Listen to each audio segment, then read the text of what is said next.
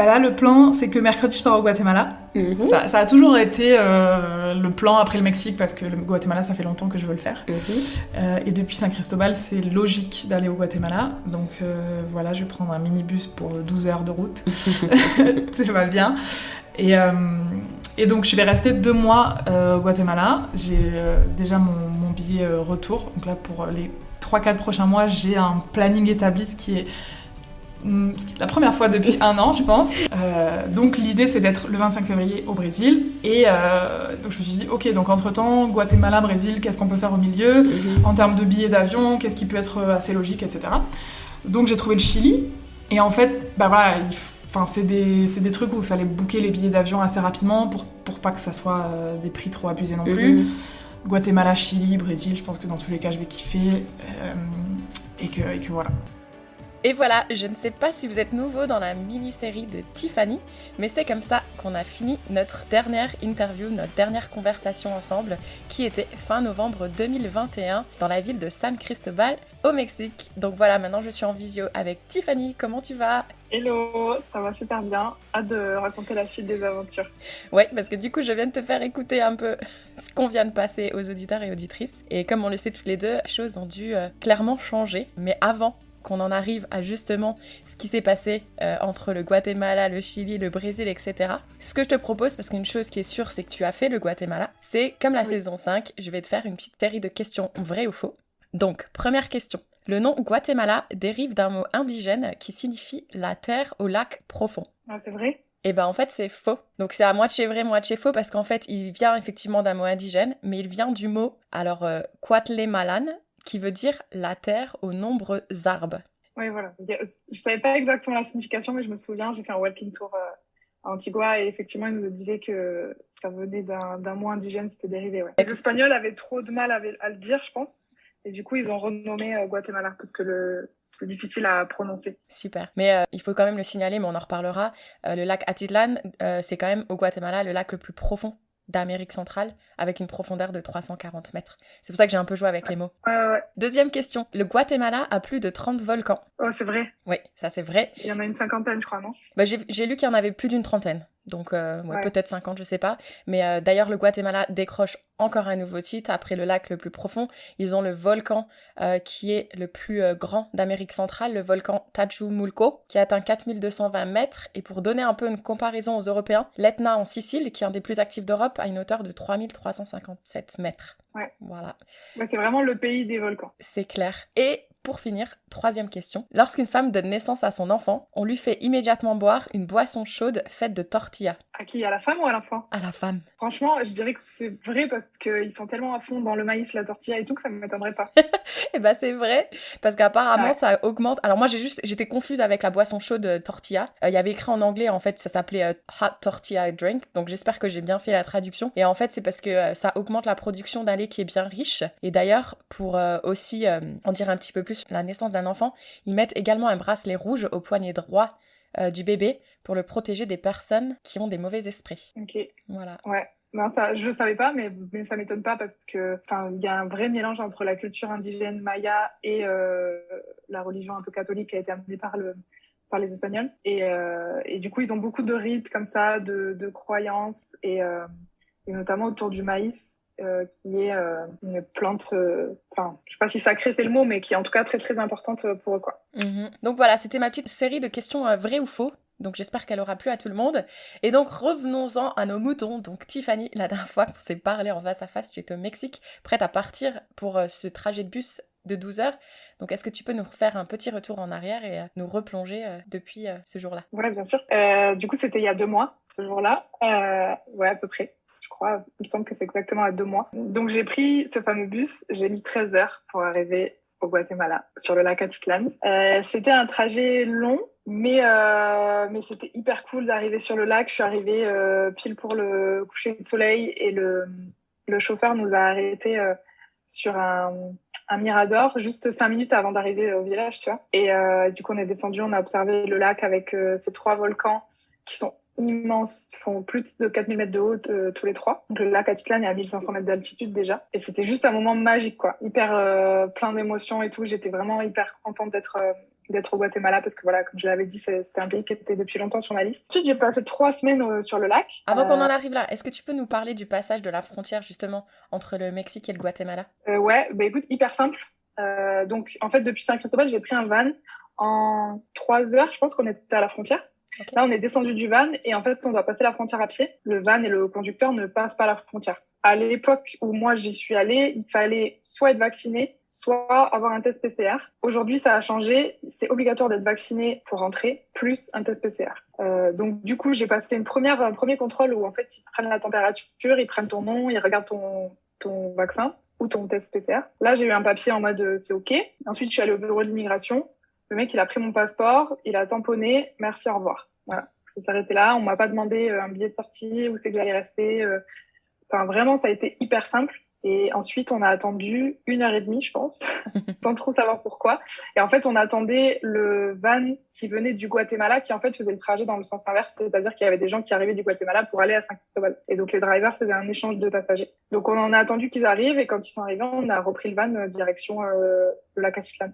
Et donc là, quand tu rentres au Guatemala, ça te donne un visa pour combien de jours? 90 jours, 3 mois. Ok. Et donc du coup, désolée, je t'ai coupé un peu la parole, mais donc du coup, là, tu remontes dans ton bus, t'arrives. D'ailleurs, je vous invite à aller voir l'article que t'as fait sur ton blog, il y a des photos qui sont incroyables. Raconte-nous la suite. Et donc, j'ai passé 3 mois sur le lac Atitlán.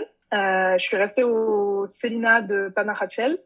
Alors, Celina, pour ceux qui connaissent pas, c'est une grande chaîne qui est très présente notamment en Amérique du Sud, centrale, un petit peu en Europe aussi. En gros, c'est un mélange entre auberge de jeunesse et co-living. Il se présente comme un endroit pour digital nomades.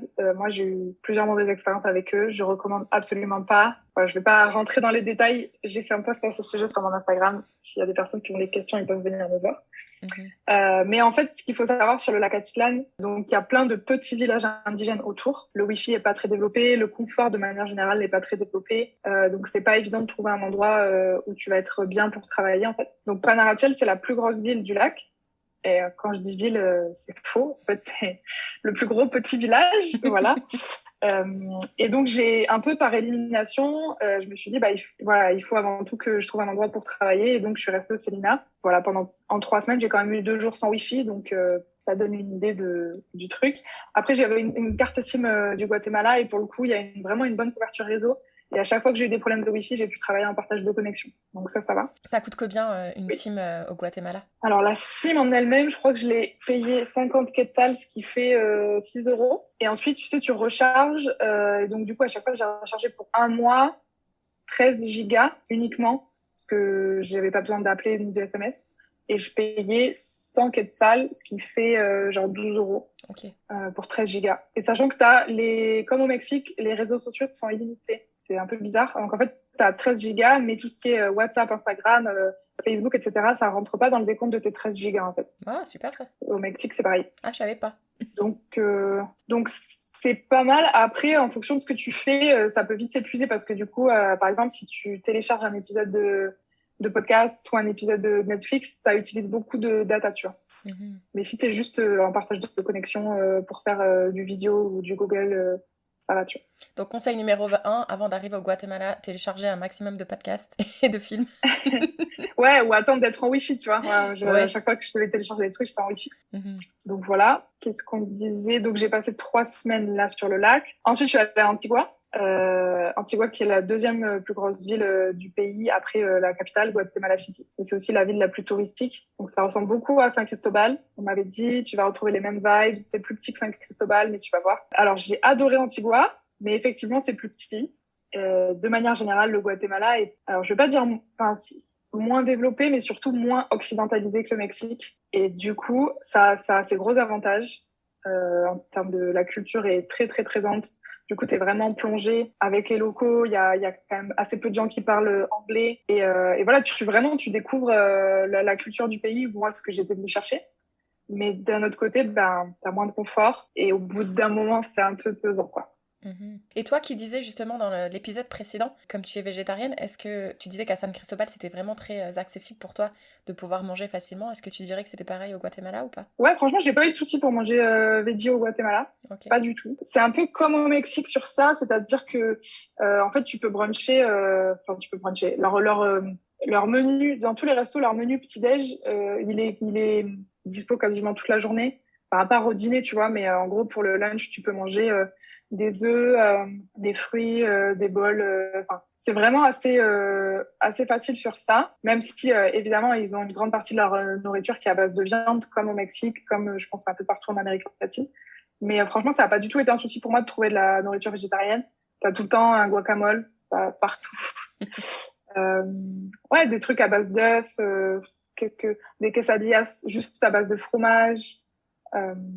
Non, franchement, j'ai pas eu de souci là-dessus. Top. Et donc ensuite, qu'est-ce qui s'est passé après Antigua? Après Antigua. Donc en tout, j'ai fait 3 semaines à Antigua. Et au milieu, il y avait le week-end du Nouvel An. Donc là, je suis partie 3 jours à El Paredón, qui est sur la côte pacifique. C'est à 2 heures d'Antigua. Donc c'est la plage. C'est un minuscule village. En tout, il doit faire 10 rues. Il y a 3 hôtels, un restaurant, une supérette. C'est tout. et c'est magnifique. Franchement, c'est un petit paradis qui est encore pas très connu. Tu vois, genre on se passe le mot entre voyageurs, mais ça fait pas partie des circuits touristiques, etc. Parce que en vrai, il y a rien à faire. C'est une plage de sable noir, coucher de soleil de ouf. Et donc là, on a passé 3 jours. J'étais avec une de mes potes que j'avais rencontrée au Mexique. Au début, quand on est arrivé là-bas, genre le premier jour, je dis non, mais on va prolonger, on reste une semaine, c'est trop le paradis ici et tout. Et en fait, au bout de 2 jours, je me suis dit non, c'est pas sérieux, je peux pas travailler depuis ici parce que il fait chaud, il y a pas de clim, il y a gavé de moustiques. Et puis l'hôtel où on était, enfin tous les hostels là-bas, c'est des parties hostels, tu vois. Les gens ils sont en vacances, ils sont là pour faire la fête, donc c'est pas du tout un endroit pour travailler quoi. Donc on s'est rendu à l'évidence qu'il fallait retourner sur Antigua. Donc du coup on est reparti sur Antigua, une semaine de plus. Et ensuite, je suis repartie sur le lac Atitlán pour faire une retraite de yoga. Ça, c'était incroyable. Pendant une semaine, il y a plusieurs villages sur le lac et chaque village a un peu ses vibes. Et un village qui s'appelle San Marcos, qui est le village hippie, yogi, tu vois. Et donc là, dans les hauteurs, il y a 2 endroits où tu peux faire des retraites de yoga qui sont vraiment en harmonie avec la nature, etc. Donc moi, je suis allée à The Yoga Forest. C'est que des petites cabanes individuelles au milieu de la forêt. Il y a un grand espace commun qui est ouvert au milieu des arbres, etc. Avec 2 studios de yoga. Donc toute la semaine, j'ai décidé de déconnecter complètement. Donc j'ai pas pris le wifi, je me suis mis en mode avion. J'ai même supprimé Instagram, Facebook, tous les réseaux de mon téléphone et tout pour être sûr que vraiment je déconnecte. Ça coûte combien une semaine comme ça de yoga dans un centre? J'ai payé $540 pour 7 nuits. Et ensuite, j'ai rajouté quelques extras parce qu'en fait, on avait le repas, un brunch le matin et un dîner le soir d'inclus. Après, si tu voulais, tu vois, des snacks ou quoi dans la journée, fallait les payer. Et puis, si tu voulais un café en plus ou un truc comme ça, donc je pense que j'ai rajouté, je sais pas, $50, je crois. En gros, je pense que la semaine, elle m'a coûté $600. Ouais, donc ça fait quoi, ça? 450 € ou 500 €? Ouais, ça doit faire à peu près ça, ouais. Ouais, donc c'est pas cher quand tu penses que pendant une semaine, tu fais une grosse pause à ton esprit, à ton corps, etc. Ça fait 520 €. En fait, c'est que... Enfin, c'est pas que honnêtement, moi, j'ai trouvé que c'était honnête rapport qualité-prix parce que du coup, ça inclut la chambre privée qui était donc une première pour moi depuis 6 mois. Donc, la chambre privée avec vraiment en plus un lit hyper confortable et tout, plus 2 repas par jour qui étaient hyper copieux, préparés par des cuisinières qui sont issues de la communauté indigène. Donc, du coup, qui font vraiment, tu sais, une cuisine vraiment du Guatemala avec vraiment des bons trucs. C'était végétarien. Et puis tout est genre, on avait beaucoup de fruits qui sont issus de la propriété, des œufs, enfin vraiment des trucs hyper naturels. Donc c'était vraiment qualitatif. Et il y avait 2 cours de yoga par jour, un le matin, un l'après-midi, mais c'était vraiment des cours très très qualitatifs, longs, entre 1h30 et 2 heures, avec des profs vraiment exceptionnels. Enfin, j'ai vraiment progressé dans ma pratique du yoga, autant physiquement, tu vois, j'ai gagné en souplesse et en force, mais aussi spirituellement, quoi. Depuis que je suis arrivée en Amérique centrale, je me suis rendu compte que en Europe, on pratique un yoga vachement fitness, quoi. Tu vas à ton cours de yoga entre midi et 2, 45 minutes, et j'ai apprécié ça, tu vois, c'est comme ça que j'ai commencé. Et en fait, quand j'ai pris des cours de yoga, notamment à San Cristobal, les cours duraient franchement entre 1h30, ouais, 1h30 environ. Et à chaque fois, au début, il y avait vraiment un vrai moment où tu as une sorte de méditation avec des prières en sanskrit. Enfin, voilà, tu es dans un autre niveau. Et même à la fin aussi, une prière, on s'inscrive, etc. Et là, c'était dans cette continuité-là, en fait. Et ça te permet vraiment de te recentrer sur toi-même, etc. Alors, moi qui suis vachement rationnelle, voilà, je te cache pas qu'il y a des fois, j'ai été un peu sceptique. Mais voilà, même si j'étais pas forcément connectée à leur spiritualité, au moins, je prenais ce moment, tu vois, pour me recentrer vraiment sur moi-même et être ici et maintenant, tu vois, et pas penser à tout ce qu'il y a autour, ce que j'ai à faire après, etc. Donc, c'était vraiment hyper agréable. Et le fait d'avoir déconnecté de tout, j'avais juste ma Kindle avec des livres et des podcasts, mais j'ai vraiment même pas beaucoup écouté de podcasts. Et en fait, j'étais tellement vidée physiquement parce qu'on mangeait que 2 fois par jour. Le dîner était à 17h. Ensuite, le lendemain matin, on avait cours de yoga de 8 à 10 et on avait le brunch qu'à 10h. Donc, en fait, ça veut dire que tu fais le yoga qui est hyper intensif le matin, le ventre vide, t'as mangé il y a gavé longtemps la veille. Et après le cours de yoga, à chaque fois, j'étais dans un état second, tu vois, de m'être dépensée, d'être vide, etc. Et juste, je faisais rien, je pensais. Et voilà, ça fait du bien aussi parce que, en fait, dans nos vies d'aujourd'hui, on prend plus le temps de penser, tu vois. Enfin, moi, la première. C'est clair. Enfin, je suis tout le temps à écouter un podcast pour occuper le moindre moment. Mais du coup, ça t'a pas fait peur de ressortir de ça, justement, de rallumer ton téléphone, de remettre les réseaux sociaux? Tu t'étais pas un peu dans un... Enfin, moi, je sais pas si ça me mettrait pas un peu d'anxiété, mais bon, je pense qu'il faut le faire. Alors, au milieu de la semaine, je me suis dit, putain, je vais trop avoir... Enfin, ça va être trop dur de revenir dans la vie réelle, reconnecter et tout. Et en fait, quand dimanche est arrivé, du coup, je partais le lundi matin. Quand dimanche est arrivé, je me suis dit, OK, là, c'est bon. Il est temps de reconnecter à la vie réelle, tu vois. Okay. J'avais fait 7 jours, et 7 jours, c'était très bien. Mais en vrai, le dimanche, je me suis dit, ça va être bien de reparler avec des gens. Enfin, je parlais avec des gens parce que j'étais pas toute seule, tu vois, mais de reconnecter avec ma famille, mes amis. Et puis aussi, pendant cette semaine, tu vois, j'ai réfléchi sur plein de choses, j'ai pris des décisions. Et au bout d'un moment, j'étais là, bon, OK, ça y est, c'est bon, j'ai pris mes décisions. Maintenant, il faut passer à l'action, tu vois.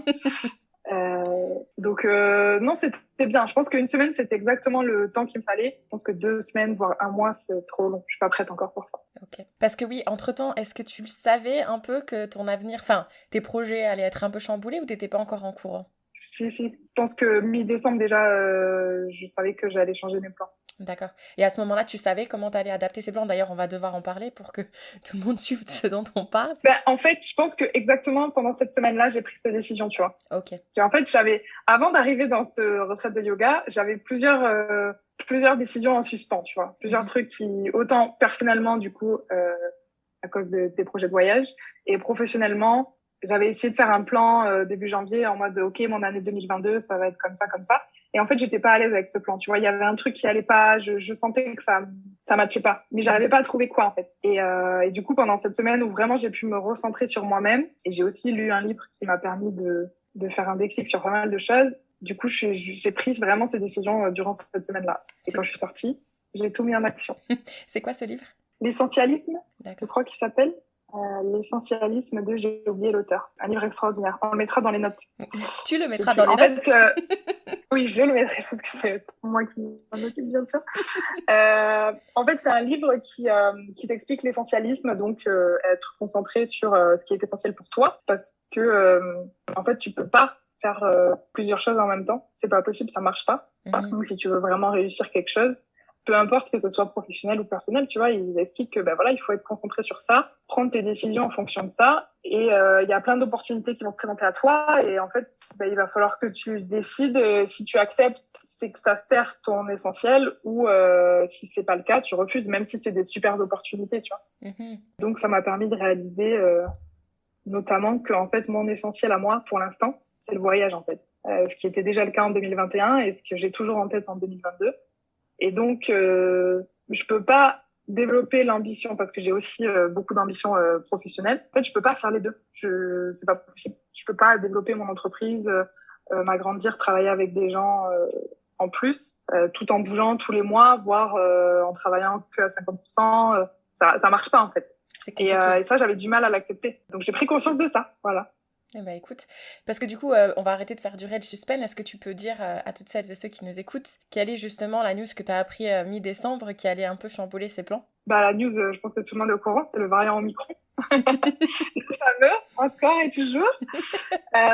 Donc, en fait, dans le dernier épisode, effectivement, j'expliquais que j'avais pris un billet pour le Chili, puis pour le Brésil. Et en vrai, quand j'ai pris ces billets, je me suis même pas posé la question du Covid. Pour moi, c'était fini, tu vois. Et en fait, non. Donc, il s'est passé que je pense que c'est à peu près mi-décembre. Le Chili a renforcé ses restrictions. Et notamment, quand tu arrives au Chili, tu dois faire un test PCR, que tu sois vacciné ou pas vacciné. Et dans le cas où ce test PCR est positif, il t'isole dans un centre de quarantaine. Donc, c'est pas tu dois t'isoler toi. Non. Ils te mettent dans un endroit spécial créé par eux, tu vois. Donc, je sais pas à quoi ressemble cet endroit. Mais voilà, on parle d'un pays d'Amérique du Sud.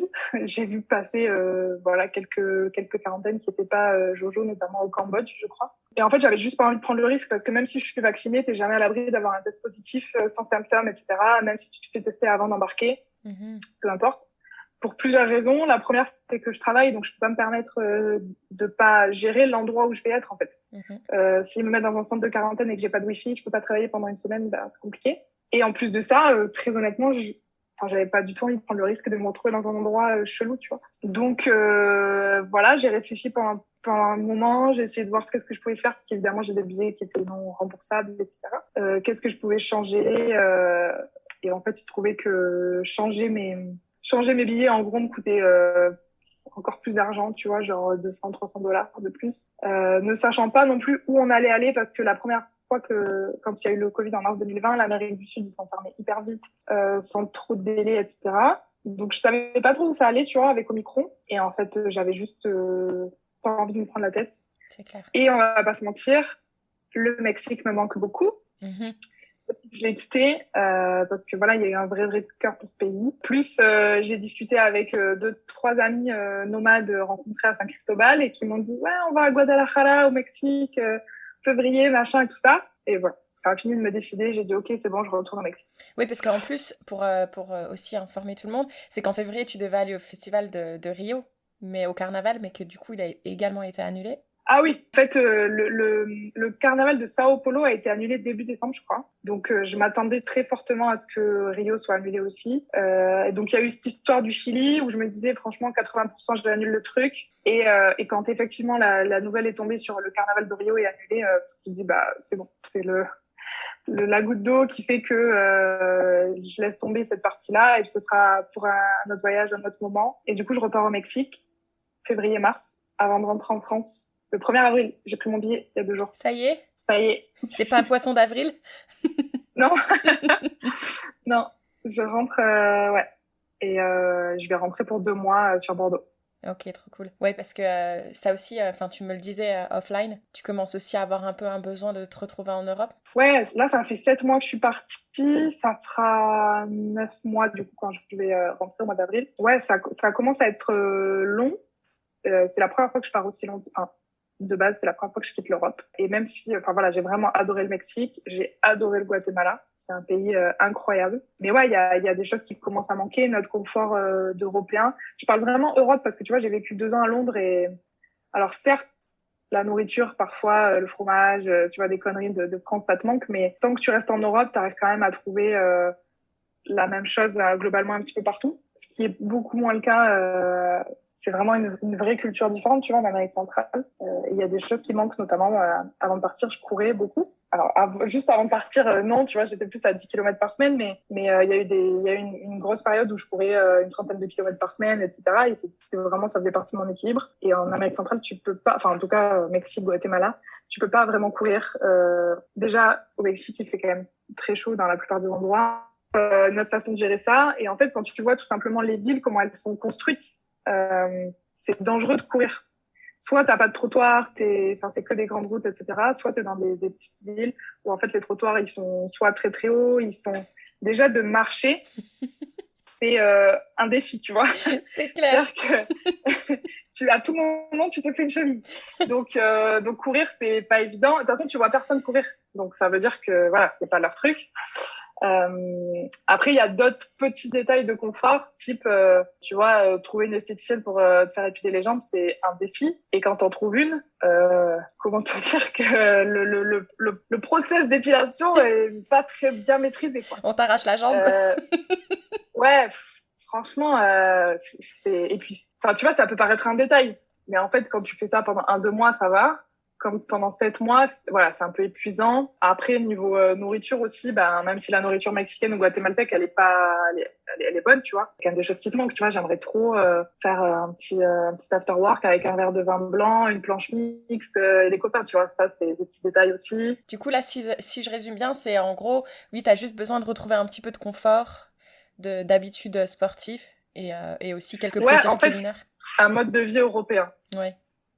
C'est vraiment ça. C'est vraiment ça qui me manque. Puis tu vois, enfin, les transports en commun aussi. C'est un challenge ici. Tu vois, c'est les collectivos. Alors au Guatemala, c'est les chicken bus, mais t'as pas d'arrêt de bus, t'as pas d'horaire, tu sais jamais quand c'est qu'ils vont passer.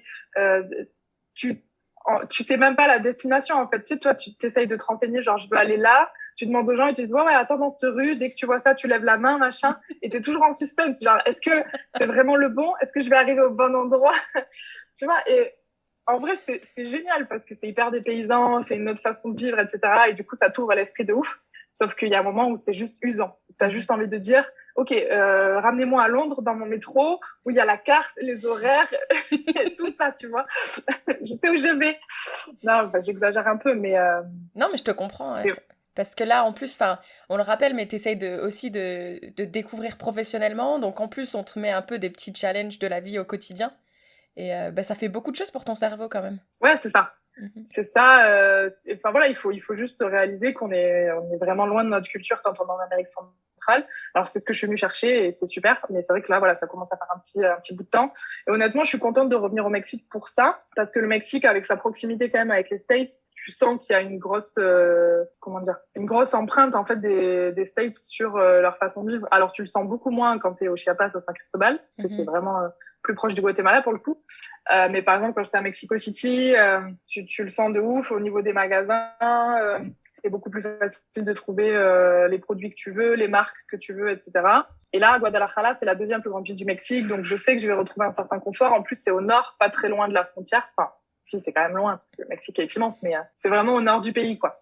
Donc je suis contente aussi là-dessus.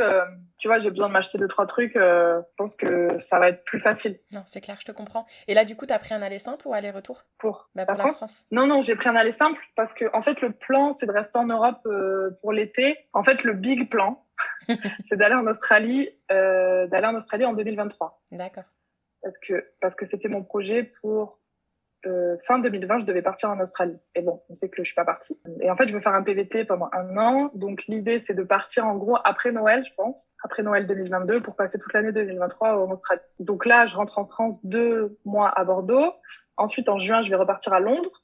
Parce que ça me manque un peu. J'ai envie de voir les potes et tout. Juillet, août en Écosse. Voilà, parce qu'il faut savoir que le Royaume-Uni, c'est un pays que j'aime beaucoup, qui a beaucoup, beaucoup à offrir. Et l'Écosse, pareil, était sur ma liste. Et en 2020, j'ai pas pu la faire, donc je vais passer l'été là-bas. Et ensuite, je pense que septembre à décembre, j'irai en Espagne. Super. Pas encore. Enfin, j'ai des potes à aller voir à Valencia, et je pense que les Canaries, il y a du potentiel. Peut-être. En fait, j'ai envie d'aller dans les co-living et j'ai vu qu'il y en avait pas mal qui ont l'air sympas, qui sont en train de se développer. Donc voilà, j'ai pas encore de plan vraiment établi, mais je pense que ça va se passer comme ça. Et j'ai envie de rester un peu en Europe parce que c'est facile en fait de rentrer en avion. T'es en 1 heure ou 2 heures, t'es à la maison.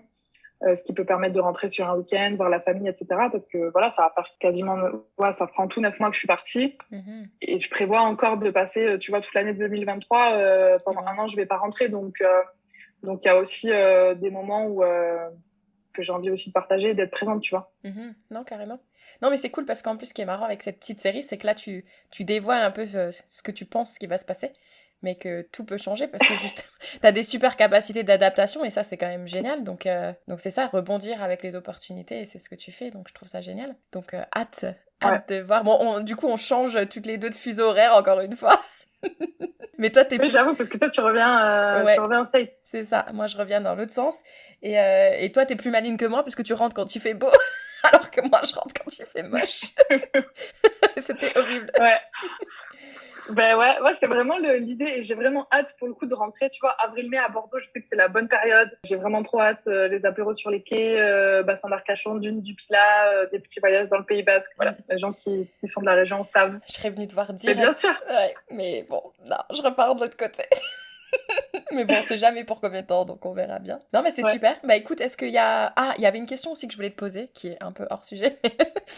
J'ai vu que l'oiseau, j'adore les oiseaux, désolée, hein, mais bon, j'ai une obsession un peu avec les oiseaux, national du Guatemala, qui est d'ailleurs sur le drapeau, et j'ai vu des photos, il est absolument magnifique. Est-ce que tu en as vu un, pour de vrai? Non, l'oiseau il s'appelle le quetzal. C'est ça, oui, comme la monnaie. Et c'est aussi le nom de leur monnaie. Et non, on n'en a pas vu. Pourtant, je suis allée à Tikal, qui était l'une des plus grandes capitales mayas et qui se trouve dans la jungle, dans le nord du pays. Et là, pour le coup, on a vu énormément de faune. Et notamment, il y avait des perroquets, il y avait des toucans, des inséparables et tout. C'était ouf. Mais on n'a pas vu de quetzal. Ah, dommage. Ah, par contre, il y a un truc qu'on n'a pas parlé, c'est ton volcan.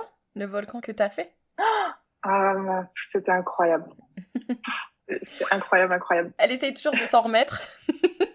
Mais franchement, ça fait une semaine aujourd'hui que je l'ai monté et ouais, franchement, je suis encore dans l'émotion du moment. Donc, pour faire un peu le décor pour ceux qui auraient pas, qui savent pas, donc le Guatemala, c'est un pays où il y a énormément de volcans, dont un volcan qui est très actif qui s'appelle Fuego. Et juste à côté de Fuego, il y a un autre volcan éteint depuis très longtemps qui s'appelle Acatenango. Et donc, ces deux volcans sont autour d'Antigua, à un peu moins d'une heure d'Antigua. Et donc, il est possible de monter à Acatenango, de passer la nuit et de redescendre le lendemain. Et en fait, tu te trouves en face de Fuego. Donc moi, pour la première fois, j'ai entendu parler de ça en 2018 par Bruno Maltor, blogueur voyage français. Et donc, c'est à partir de ce moment, en fait, où j'ai mis le Guatemala sur ma liste. Je me suis dit, mais c'est tellement incroyable. Donc, évidemment, donc j'ai une pote qui est venue me rejoindre là pour 15 jours. Et on a fait cette aventure toutes les deux. C'est la chose la plus dure que j'ai faite de ma vie à ce jour, je pense. C'est vrai. Franchement, parce que ouais, j'ai fait des randos un peu dans les Pyrénées et tout, mais là, c'est un autre niveau, tu vois. Donc, le volcan, le sommet du volcan est à 3976 mètres. Le camp de base est à 3625. Donc, nous, on a été jusqu'au camp de base. Et tu pars de 2002. Enfin, pas de zéro, heureusement. Mais en fait, un volcan, en fait, ce qu'il faut se visualiser, c'est que quand tu fais une rando dans la montagne, ça monte, ça descend. Parfois, t'as des plats. C'est la montagne, quoi. Sauf qu'un volcan, quand tu visualises, en fait, c'est un cône. Mm-hmm. C'est le principe même d'un volcan, tu vois. Donc, le premier jour, pendant 5h30, on a monté. On a fait que monter. Mm-hmm. Et c'est hyper raide, vraiment hyper, hyper raide. Et à partir de 3200 mètres d'altitude, l'oxygène, ça commence à être compliqué. Tu sens que chaque petit effort, tu le payes de ouf, quoi. Et franchement, à la fin, on s'est arrêté tous les 50 mètres tellement on est au bout du rouleau. Mais on l'a fait. Et ça, c'est grande fierté. Et puis après, voilà, tu arrives en haut et t'es face à un volcan en éruption, qui entre en éruption toutes les 5 minutes. Et quand la nuit tombe, tu vois la lave qui jaillit et tout. C'est fou. Franchement, c'est fou. J'ai pas les mots pour transcrire l'émotion qu'on a ressentie à ce moment-là. Mm-hmm. Et puis ensuite, le lendemain matin, le lever du soleil, c'est aussi incroyable. Donc voilà. Donc si les éditeurs veulent voir des images, sur mon compte Insta, j'ai fait toute une story qui raconte tout ça, qui est en story à la une. Et j'ai aussi un article de blog que je vais sortir, je pense, demain ou après-demain, qui détaille un peu tout ça. T'avais un ciel bien dégagé, donc c'était vraiment incroyable. Ouais, de ouf. Franchement, on a eu des conditions idéales. Je recommande vraiment à tout le monde de le faire. C'est difficile physiquement, il faut pas se mentir, mais si t'es en bonne santé, tu peux le faire. Et voilà. Et comme je te disais, moi, j'ai plus du tout une bonne condition physique. Je fais que du yoga et le yoga, ça aide pas sur le cardio, on va pas se mentir. Donc voilà, nous, on l'a fait franchement à notre rythme. On était les dernières, mais du coup, peu importe, on avait un guide avec nous et voilà, l'idée, c'était juste d'arriver en haut, quoi. Et c'était vraiment exceptionnel. Trop bien. Bah écoute, moi j'avais déjà galéré pour l'Etna parce qu'en plus, là c'était vraiment je sais pas si c'est des cendres ou du sable noir, mais déjà tu fais que monter comme tu l'as dit. En plus, c'était déjà pas un sol très praticable. Ouais, mais là c'est pareil. Hein. Ouais, je vois ce que tu veux dire. Et puis en plus, nous on avait le vent, il y avait une tempête le jour-là, donc on mangeait la poussière. Et je me souviens que j'ai failli abandonner même avant la fin. Et pourtant, c'était pas 5 heures. Hein. Nous, je crois que c'était 1h30, 2 heures, un truc comme ça. Mais je me souviens déjà à quel point j'ai galéré. Donc là, avec mes problèmes de souffle, c'est clair et net que celui-là, je sais pas si j'arrive en haut. Donc franchement, bravo à toi. Merci. Non, mais franchement, c'est faisable. C'est faisable. C'est juste que, ouais, t'en chies. Enfin, il faut être préparé, tu vois. Faut être un peu préparé. Moi, honnêtement, j'ai monté et surtout descendu parce que la descente aussi, c'était dur. 80%, c'est au mental. Vraiment. Ouais. Parce que c'est dur. Et pour te dire que, au bout la descente, ça a duré plus de 2 heures. Et pareil, c'était vraiment un enfer. Et je suis arrivée en bas. Genre, je me suis dit, ça y est, je suis arrivée. Mon mental, il a lâché complet. Et pour monter dans le bus, c'était vraiment difficile, quoi. Pour te dire, tellement physiquement, j'étais à bout, en fait, parce qu'en plus, on n'a pas dormi du tout de la nuit, etc. Donc, oui, c'est beaucoup plus de mental, je pense, que de physique, très honnêtement. Même, c'est physique. aussi, bien sûr. C'est clair. Et est-ce que tu dirais que tu as fait le tour du Guatemala ou est-ce qu'il y a quelque chose que tu aurais aimé faire que tu n'as pas eu le temps? Alors, j'ai pas fait la partie qui est sur les Caraïbes, Livingston, Rio Dulce et Semuc Champé, par choix. Enfin, je pense que c'est magnifique, mais en fait, en gros, pour y aller, le seul moyen, c'est en bus. Donc, c'est une journée de voyage. Et pour revenir, pareil. Et en fait, j'avais juste la flemme, très honnêtement. Parce que déjà, je savais que depuis là-bas, je pouvais pas travailler. Parce que le wifi, etc., c'est pas possible. Donc, en gros, si j'y allais, c'était sur 3 jours, tu vois, parce que je pouvais pas rester une semaine là-bas. Et en fait, j'avais juste la flemme de faire 2 jours de voyage. Et puis là, quand ma pote est venue, du coup, on a un peu bougé tous les 3 jours, mais on a fait un circuit sur 13 jours et c'était trop juste d'inclure cette partie-là. Mais un jour, je ferai le Belize et en fait, c'est dans la continuité du Belize, donc je reviendrai pour faire cette partie-là. C'est pas un souci, mais sinon, je pense que j'ai fait quand même un joli tour du Guatemala, ouais. Et c'est vraiment un pays que je recommande à fond. Ouais, d'ailleurs, je t'ai pas posé la question, mais est-ce que tu t'es sentie en sécurité là où il n'y a pas eu de problème d'insécurité? Non, franchement, zéro problème. Après, c'est comme tous les pays, j'allais dire comme tous les pays un peu moins développés, mais non, même en Europe, même en France. En fait, voilà, faut, je pense, écouter son instinct. Quand il y a un endroit que tu sens pas, il faut pas y aller ou il faut pas rester. Écouter les locaux. Vraiment, tu vois, à chaque fois que tu arrives dans un endroit, demander est-ce que c'est safe, si je sors la nuit, si tu vois, est-ce qu'il y a des quartiers à éviter, etc. Mm-hmm. Et puis pas montrer sa richesse, tu vois, parce qu'il faut vraiment garder en tête que pour les gens que tu vas côtoyer, on est riche en fait. C'est clair que je sois loin d'être riche, mais tu vois, un iPhone, un Mac, une montre un peu bling bling, tu vois, genre une Apple Watch ou peu importe, c'est vraiment, ça représente beaucoup d'argent pour eux. Donc il faut être conscient de ça et juste faire attention à ça, quoi. Mais franchement, sinon, je me suis jamais sentie en insécurité. Les gens sont adorables, ils sont hyper heureux de t'aider, même si parfois ils parlent vraiment pas bien anglais, ils vont s'adapter à toi. Franchement, pays incroyable. Pour rebondir juste rapidement sur ce que tu viens de dire, je lisais pendant que je préparais cette interview qu'il y a 14% des Guatémalens on dit comment on dit? Guatémalais? Guatémaltèque. Ah ouais, je vois, j'étais hors sujet. 14% des Guatémaltèques qui vivent avec moins de 1,25 $, $1 US par jour, donc c'est vraiment très peu. Donc c'est pour ça, hein, forcément, sortir avec tous nos trucs, c'est pas top. Bah écoute, super. Franchement, moi, tu m'as clairement donné envie. Ce que je retiens quand même, c'est que vaut mieux y aller en tant que touriste plutôt qu'en tant que digital nomade. Travailler à fond au Mexique et ensuite aller prendre un peu de beau temps et de reposer son esprit au Guatemala. Est-ce qu'il y a autre chose que tu voudrais rajouter avant qu'on conclue cet épisode? Non, je pense que tu as bien résumé, effectivement. C'est un pays qui est en train de se développer pour les digital nomades, notamment Antigua. Tu trouves des cafés petit à petit qui accueillent les digital nomades, tout ça. Mais ça reste un pays, à mon sens, qui est encore assez instable pour les digital nomades. Voilà. J'ai eu plusieurs fois des problèmes de wifi, d'électricité aussi. Donc c'est pas encore. En fait, si t'es un peu digital nomade aventurier, ce pays est fait pour toi.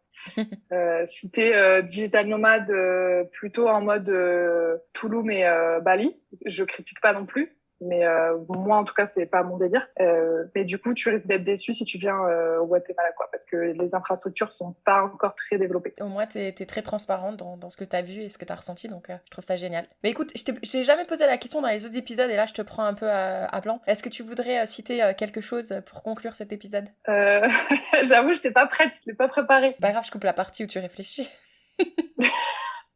Je voulais pas faire la même fac la dernière fois, on savait pas comment conclure, donc... Ouais. Tu peux pas dire anything is possible, tu l'as déjà dit. Oui, mais voilà, en fait, c'est celle-là que j'ai dans la tête parce que c'est vraiment ma citation, mais je sais que je l'ai déjà dit, donc non. Mais une citation que j'ai mise sur mon dernier post il y a 2 jours du volcan, qui représente exactement, je pense, ce que j'ai vécu au Guatemala et ce pourquoi, en fait, j'ai commencé cette vie de digital nomade. C'est la vie, ce n'est pas seulement respirer, c'est aussi avoir le souffle coupé. Wow. Et je pense qu'elle vient du film Hitch avec Will Smith, qui est hyper. Mais je pense que c'est pas lui qui l'a inventé. C'est une citation qui existait d'avant. Mais bref, peu importe. En fait, je pense que, c'est vraiment mon pourquoi en fait. C'est-à-dire que j'ai pas juste envie de vivre. Tu vois, j'ai envie de vivre des moments incroyables. Et c'est ce que aujourd'hui, je me donne les moyens de vivre à travers cette vie. Tu vois, donc il y a des moments qui sont pas faciles, du doute, financièrement parfois c'est un peu compliqué, etc. Mais ça vaut la peine, tu vois. Quand j'étais en haut de ce volcan, t'as absolument 0 doute sur les choix que t'as fait quand on arrive à des moments comme ça, quoi. Eh ben, super. Bah écoute, merci beaucoup. Pour toutes celles et ceux qui nous ont écoutés jusqu'à la fin, n'hésitez pas à nous mettre 5 étoiles sur Apple Podcast et sur Spotify, parce que maintenant on peut aussi. Ah ouais, maintenant on peut. Ouais, c'est trop cool. Donc surtout, n'hésitez pas à nous mettre des petits commentaires aussi, parce qu'on va continuer à suivre les aventures de Tiffany. Donc écoute... Ouais. Moi, je voulais juste dire aussi un merci, parce que j'ai quelques auditrices qui m'ont contacté, notamment via Insta et tout. Et voilà, merci à elles, parce que les retours, c'est précieux. Et en fait, des fois, on se dit, est-ce que les gens, ils sont intéressés par ce qu'on raconte? Et donc de savoir, c'est chouette. Donc n'hésitez pas à laisser des commentaires ou nous contacter sur Insta, mon Insta à moi, ou l'Insta de Fille Expat. Très bien dit ça, Tiff. Bah écoute, je te dis à tout de suite en offline pour qu'on continue à se raconter notre petite vie. À toutes. Alors là, on se dit au revoir avec Tiffany, et en fait, elle allait à quelques heures de prendre son avion pour le Mexique. Et quelques heures après, je reçois un vocal de Tiffany, parce qu'en fait, le passage à la douane fut beaucoup plus compliqué qu'il n'a été pour elle en 2021. Donc du coup, voilà, on a décidé de vous le partager pour que vous sachiez qu'au jour d'aujourd'hui, les choses sont peut-être un petit peu compliquées si vous comptez également aller au Mexique en tant que digital nomade. Il va peut-être falloir imprimer des choses ou être sûr qu'ils sont bien sauvegardés dans vos téléphones, mais je ne vous en dis pas plus et je vous laisse avec le vocal de Tiffany. Bon, après 2 heures de vol du coup, de Guatemala City jusqu'à Mexico City, je viens enfin d'arriver dans mon hostel, de me poser dans mon lit. J'ai passé plus d'1 heure et quart à l'immigration. C'était vraiment abusé, contrairement aux 2 premières fois où je suis rentrée sur le territoire mexicain. Là, ils ont vraiment durci les contrôles et ça se voit. Donc quand je suis arrivée, je pensais avoir de la data, mais en fait j'ai un problème avec mon forfait free, donc pas de data. Pas de wifi non plus dans le bureau de l'immigration, donc ce qui fait que j'ai pas pu charger mes mails où il y avait par exemple ma réservation d'hôtel. Donc je voyais que les personnes à l'immigration, elles demandaient beaucoup de choses, ça passait du temps et tout, donc il y avait 4 personnes devant moi. La dame, elle a passé beaucoup de temps à poser beaucoup de questions au premier mec qui était devant. Elle est partie dans le grand bureau de l'immigration derrière pendant hyper longtemps et tout. Au final, elle est revenue et le mec est parti. Il a eu son visa, quoi. Je sais pas pour combien de jours, mais... et ensuite, 2 autres personnes qui étaient devant moi, pareil, beaucoup de questions, etc. Donc là, je me dis, ok, qu'est-ce qui va se passer pour moi? Donc comme par chance, j'ai pris mon billet de retour pour l'Europe, donc déjà, c'était une bonne chose. Et par miracle, sur l'application Aeromexico, mon billet était chargé, j'avais pas besoin de data. Par contre, du coup, pas ma réserve d'hôtel, quoi. Donc j'étais un peu en suspense. Finalement, j'arrive devant la dame. Donc là, elle me pose la question, pourquoi vous êtes là? Donc j'ai dit tourisme. Pour combien de temps? Donc je lui dis 2 mois. Elle me dit, ok, montrez-moi votre billet de sortie. Tout ça en espagnol, bien sûr. Donc je lui montre mon billet. Elle me dit, ok, et ton hôtel? Je dis, en fait, il est dans mes mails et j'ai pas pu... j'ai pas de wifi, j'ai pas de data, quoi. Elle a hyper méchamment, elle me dit, oui, normalement, t'aurais dû tout imprimer. C'est normal qu'il n'y ait pas de wifi dans le bureau de l'immigration, etc. Donc, au final... j'arrive à lui expliquer que je passe une nuit à Mexico City et qu'ensuite je pars à Guadalajara demain et que j'ai une réservation pour là-bas, tu vois. Elle me dit, ok, c'est quoi ton job? Et là, je me suis dit, oulala, là, il faut pas faire de faille, parce qu'à tout moment, je ne rentre pas. Donc je lui dis, je travaille pas. Elle me dit, mais du coup, en France, c'était quoi ton job, tu vois? Donc je lui dis, je travaille pas. Elle me dit, oui, mais avant de pas travailler, tu faisais quoi? Donc là, je lui dis, j'étais barista, je faisais des cafés, histoire de surtout pas prendre un métier en ligne, voilà, ce qui est le cas d'ailleurs parce que j'étais barista avant. Et donc, au final, elle m'a laissé passer avec un visa de 58 jours, ce qui correspond exactement jusqu'à mon billet retour, quoi. Donc ce qu'il faut savoir, c'est que maintenant pour passer la frontière il faut être préparé avec un billet retour et une résa d'hôtel, même si c'est un truc fake. Voilà, faut vraiment faire gaffe parce que ils sont devenus ils contrôlent beaucoup plus, notamment sur les aéroports de Cancun et Mexico City. A priori, si tu rentres dans des petits aéroports, ça passe mieux, mais voilà.